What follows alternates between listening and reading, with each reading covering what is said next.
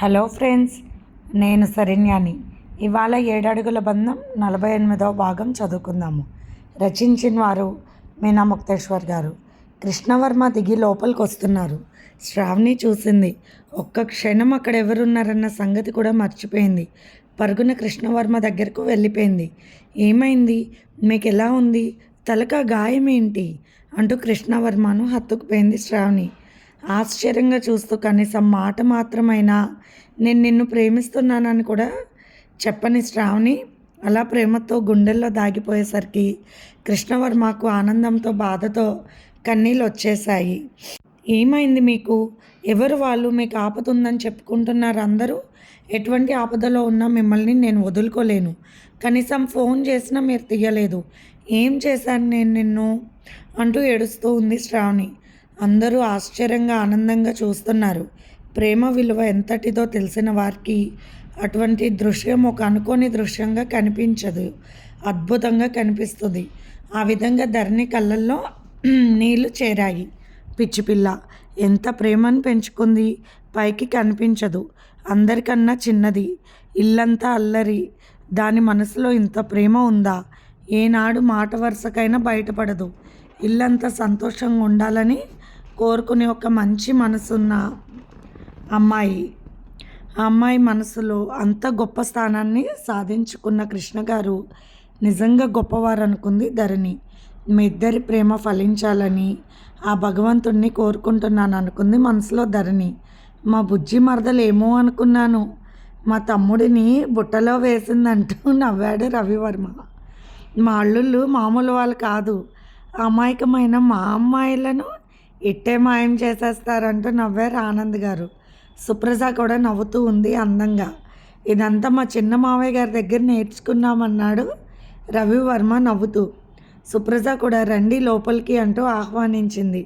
కృష్ణవర్మ ముఖంలో ఏ భావాలు లేవు. ఒక రకమైన స్తబ్దుగా ఉన్నాడు. మునుపటి సంతోషం కళ్ళల్లో చురుకుదనం, మాటల్లో చిలిపిదనం, ముఖంలో మచ్చలేని నవ్వులు ఏమీ కనిపించలేదు. కృష్ణవర్మ ఎందుకు అలా ఉన్నారు అన్నారు ఆనంద్ గారు. మీకేదో ఆరోగ్యం బాగోలేదని ఫోన్ చేశారు, అందుకే వచ్చానన్నాడు కృష్ణవర్మ. నీతో మాట్లాడాలి, నిన్ను చూడాలని మా అందరికీ అనిపిస్తుంది, అందుకే అలా చేశానన్నారు ఆనంద్ గారు. నేను వెళ్ళొస్తానండి అన్నాడు కృష్ణవర్మ. శ్రావణికి లోపల దుఃఖం ఆగడం లేదు. ఎంతో హాయిగా ఉండేదాన్ని. అందరినీ అల్లరి ఆటలు పట్టిస్తూ ఎందుకు నాకు ఇంతలా బాధగా ఉంది? కృష్ణవర్మ గారిని చూస్తుంటే ప్రాణం కొట్టుకుపోతుంది. ఆ తల మీద గాయాన్ని చూడాలనిపిస్తుంది. ఆయనతో ఒంటరిగా మాట్లాడాలనిపిస్తుంది. కృష్ణయ్య, ఏమిటి మాయ? రెప్పపాటులో నేను నిన్ను మరిచాను, ఇప్పుడు ప్రేమకి ఇంత బలముందా? దీన్ని ప్రేమ అంటారా? చెప్పు కృష్ణయ్య అంటూ మనసులో వేదన పడుతుంది శ్రావణి. శ్రావణి కళ్ళల్లో నీరు చూస్తున్న కృష్ణవర్మ భరించలేకపోతున్నాడు.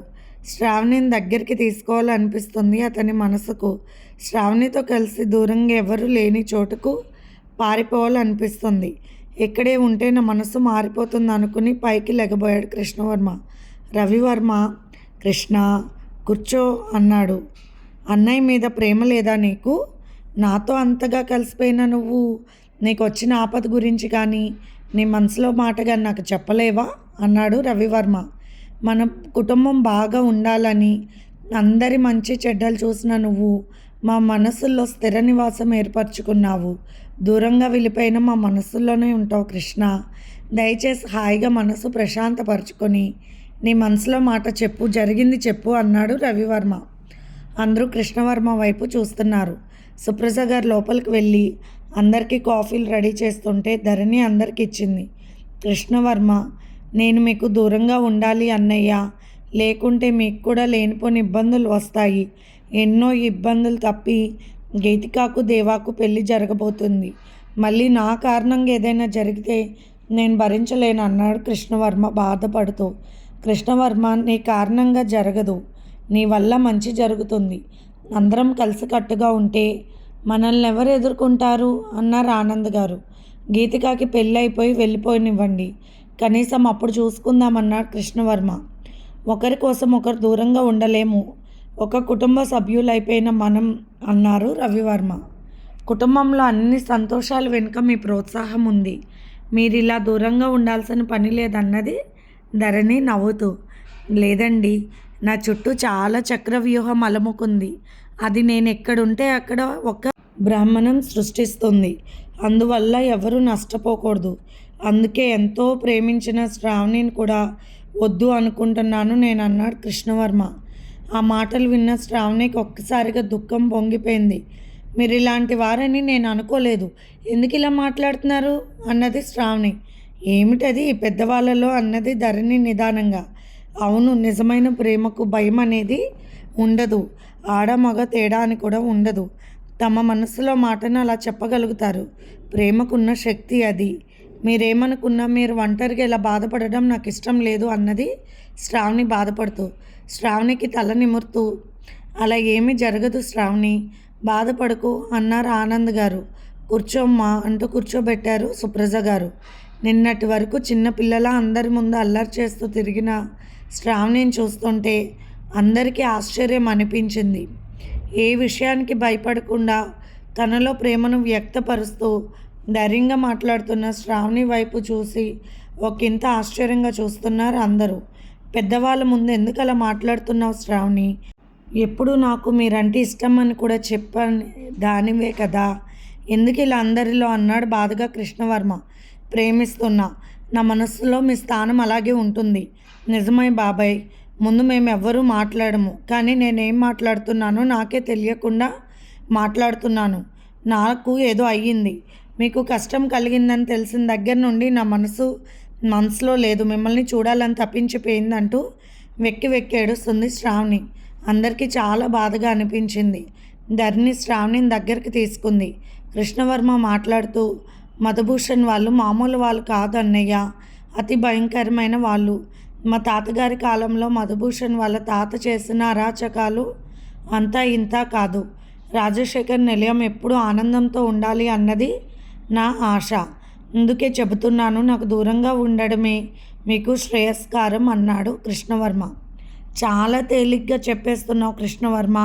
శ్రావణిపై ఉన్న ప్రేమతో కుటుంబంలో ఎవరికి ఏ బాధ ఉన్నా కూడా అన్నీ సమర్థవంతంగా ఎదుర్కొన్న నువ్వేనా ఇలా మాట్లాడుతుంది అంటూ బాధపడ్డారు రవివర్మ.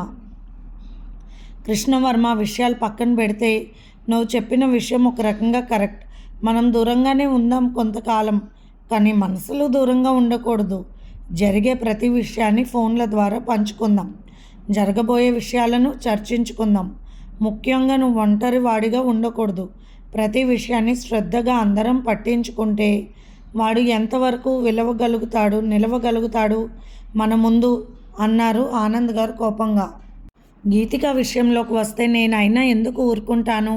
అటువంటిది ఈనాడు శ్రావణి జీవితంతో కూడా ఆడుకోవాల్సిన పరిస్థితి వస్తే మేము చూస్తూ ఊరుకోలేము కదా. ఆడపిల్లలు ఉన్నారు ఇంట్లో, ఏదైనా సమస్య వస్తే ఇబ్బంది అని అన్నయ్య అనుకుంటున్నారు, కానీ ఆల్రెడీ సమస్య వచ్చేసింది. అది మన కుటుంబం మొత్తానికి వచ్చినట్లే. అటువంటప్పుడు అందరూ ఒకే శక్తిగా మారి ఎదుర్కొంటే ఆ మూర్ఖుణ్ణి మట్టు పెట్టడం అంత పెద్ద విషయం కాదు అన్నారు ఆనంద్ గారు. ఆ మాటలు నిజమే అనిపించాయి అందరికీ. కృష్ణవర్మకు కూడా కరెక్టే అనిపించింది.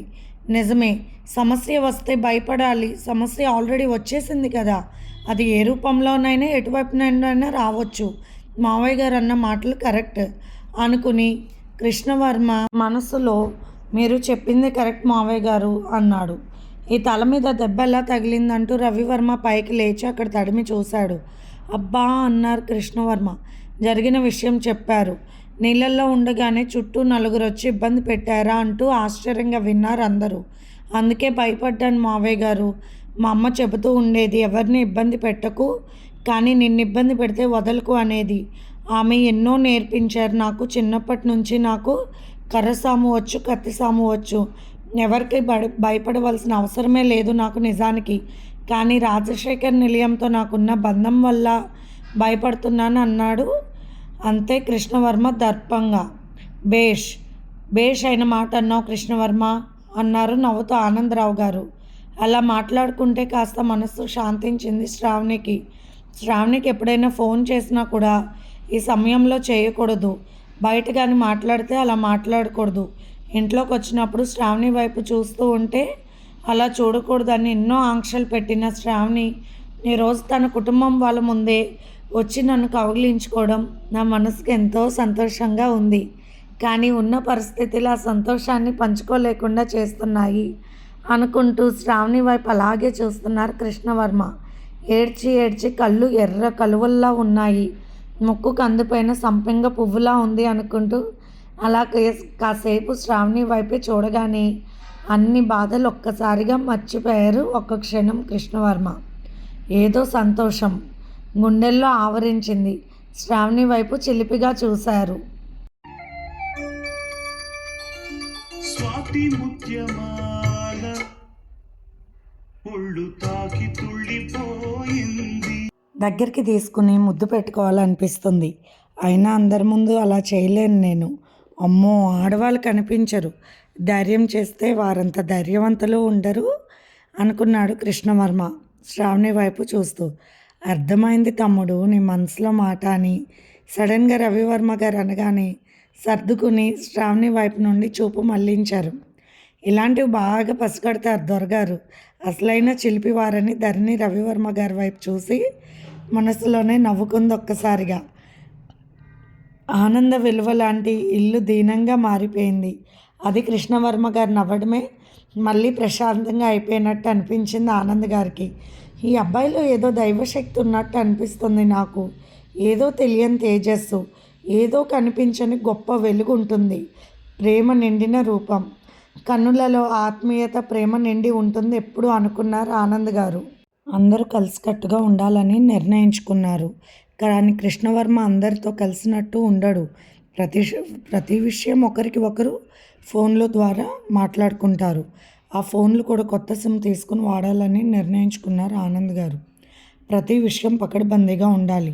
ఒకరి సమస్య కాదు కృష్ణవర్మ, రాజశేఖర్ నిలయం మొత్తం కుటుంబానికి సంబంధించిన విషయంగా భావించాలి. మనందరం అంతా కలిసికట్టుగా ఉండాలి అన్నయ్యకు చెప్పగలను నేను అన్నాడు ఆనందరావు గారు. ఆనంద్ గారు మాట్లాడే విధానాన్ని చూసి సుప్రజ ఆశ్చర్యపడిపోతుంది. ఒకప్పటి కొంటెతనం, చిలిపితనం తెలుసు, నేడు మంచితనం కూడా తెలుసు. కానీ అంత ధైర్యంగా తెలివిగా మాట్లాడుతున్న మాటలు వింటూ చాలా సంతోషపడింది సుప్రజ. ధరణి ఆశ్చర్యపోయింది. బాబాయ్ తీసుకున్న నిర్ణయం చాలా బాగుంది అనుకుంది. శ్రావణి మనసు చాలా శాంతిగా అనిపించింది. ఆమె చూపులన్నీ కృష్ణవర్మ చుట్టూ తిరుగుతున్నాయి. ఏమిటి, నేను కృష్ణవర్మ గారిని ఇప్పుడు చూస్తుంటే కృష్ణయ్య నా మనసులోనే ఉండడం లేదు. క్షమించు కృష్ణ, నేను మధ్య మధ్యలో నిన్ను మర్చిపోతున్నాను. నన్ను మరీ చాలా క్షమించు. నువ్వు నా కుటుంబాన్ని రక్షించు. నువ్వే మా సమస్యలను తీర్చగలవని కృష్ణుడిని మనసులో తలుచుకుంటుంది శ్రావణి. శ్రావణి అంటూ ధరణి పిలిచింది. ఏంటక్క అంటూ అప్పుడు గుర్తుకు వచ్చింది.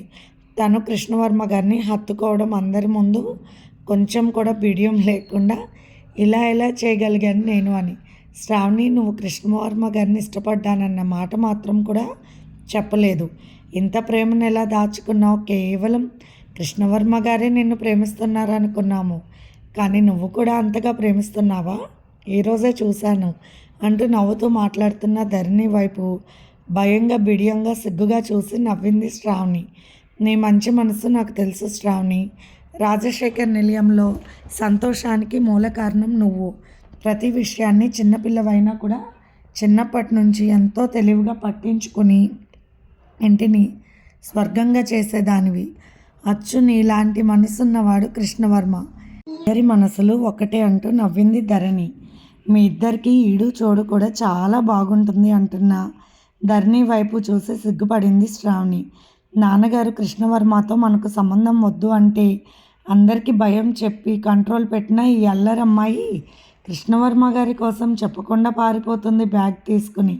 అప్పుడు చూస్తున్న నానమ్మ కూడా టాటా చెప్తుంది కానీ అడ్డు చెప్పదు. స్వచ్ఛమైన ప్రేమకు మంచి మనసుల్లోనే అంగీకారం ఉంటుంది. నాన్నగారికి అర్థమయ్యేలాగా నేను చెబుతాను, బాబాయ్ మాట్లాడతారు ముందు అని వివరంగా చెప్పి శ్రావణిని దగ్గరికి తీసుకుంది ధరణి.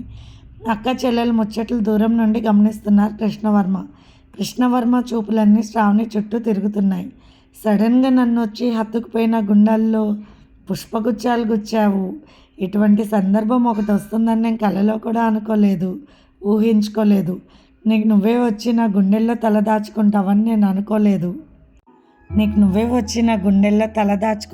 నేను అనుకోలేదు. అల్లరిగా కోపంగా కనిపించే నీ మనసులో నా మీద ఇంత ప్రేమ ఉందని అనుకోలేదు. నీ ప్రేమ కోసం నా మనసులో కొలువై ఉన్న నా దేవత కోసం ఈ యుద్ధాన్ని జయిస్తాను. శశిభూషణ్కి బుద్ధి చెబుతాను, మధుభూషణ్కి దేహశుద్ధి చేస్తాను. అంతులేని ధైర్యం ఇచ్చింది ప్రేమించిన నా హృదయపు స్పర్శ. నీ హృదయపు స్పర్శ నా హృదయంలోని ప్రేమ కోట ద్వారాలను తెరిచింది. మధుభూషణ్ వల్ల రాజశేఖర్ నిలయంలోని వారికి ఏదైనా అపాయమేమో, అందుకని నా మనసులో ప్రేమ కోటకు తలుపులు వేసేశాను. ఎప్పుడైతే నా మనసులో ఉన్న దేవత నా హృదయాన్ని తాకిందో అప్పుడే ఆ తలుపులు తెరుచుకున్నాయి. ఇక వాటిని మూసే శక్తి నాకు కూడా లేదు అని మనసులో అనుకుంటూ నవ్వుతున్న శ్రావణి వైపు చూస్తూ మురిసిపోతున్నాడు కృష్ణవర్మ. రవివర్మ నవ్వుతూ, నా ప్రేమ వన్ సైడ్, ఇక దేవానాథ్ వాళ్ళది పెద్దలు కుదిర్చిన సంబంధం. చెప్పాలంటే రాజశేఖర్ నిలయంలో ప్రేమికులు మీరే, చిన్నమావయ్య గారు వాళ్ళ తర్వాత అంటూ నవ్వారు రవివర్మ గారు అందంగా.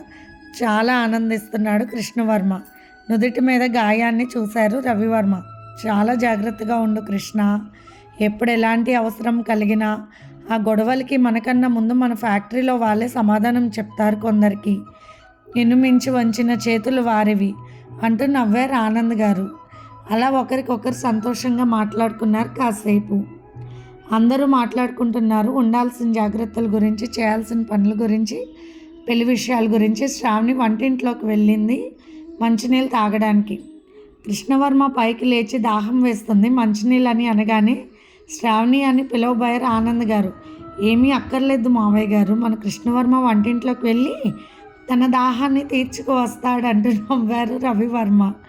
వారు అనుకుంటుండగానే కృష్ణవర్మ వంటింట్లోకి వెళ్ళిపోయాడు. ఇది ఫ్రెండ్స్ ఇవాల్టి ఎపిసోడ్. రేపు ఇంకొక ఎపిసోడ్తో మేము ముందుకు వస్తాను ఫ్రెండ్స్. మీకు కనుక ఎపిసోడ్స్ నచ్చినట్లయితే, స్టోరీ నచ్చినట్లయితే లైక్ చేసి, షేర్ చేసి, సబ్స్క్రైబ్ చేసుకోండి.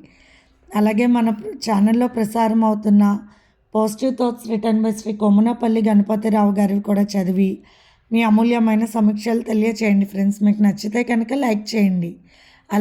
అలాగే పొడుపు కథలకు కూడా మీరు సమాధానం తెలియచేయండి. బాయ్.